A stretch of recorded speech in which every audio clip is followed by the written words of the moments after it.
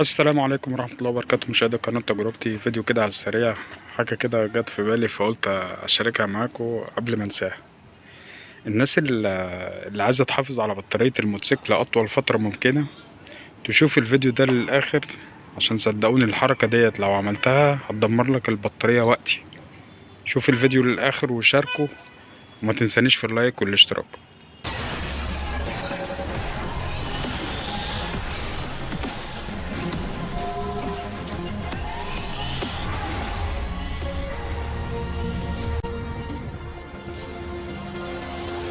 ناس كتيرة قوي ومنهم انا نفسي لما عملت الحركة ديت البطارية دارت مني، ويعتبر زي ما بيقولوا كده جابت ربع بطارية، واضطريت ان انا اغير بطارية بعديها بسبب الحركة اللي انا عملتها ديت. طبعا مننا ناس كتيرة بيحصل مثلا كسر مثلا في حاجة في الشاسيه، في حاجة محتاج ان هو يعمل لحام عند الحداد وكده. ف ناس كتيرة انا منهم حصل الموضوع ده معايا، مش في المكنه الفيجوري ديت، كان في المكنه القديمه اللي هي الدايون 7 والدايون 4 اللي كانت معايا.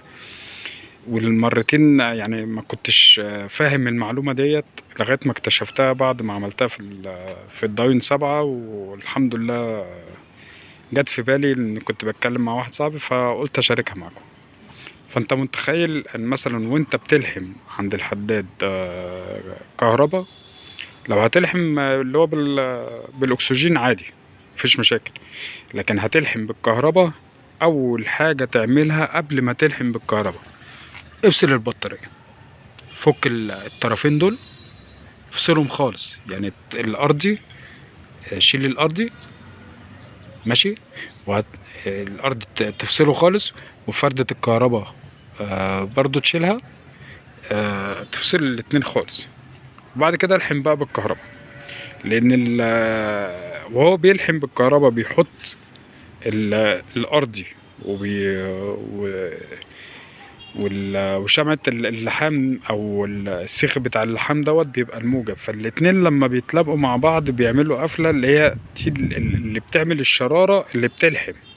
فانت متخيل لو البطارية واصلة وحصل معاك وهي طبعا متوصلة ارضي ومع القفلة بتاعت الكهرباء ديت بتطير البطارية، اللي بنرجع بعد كده نقول عليها ده البطارية جابت ربع، جابت نص، مش عارف ايه.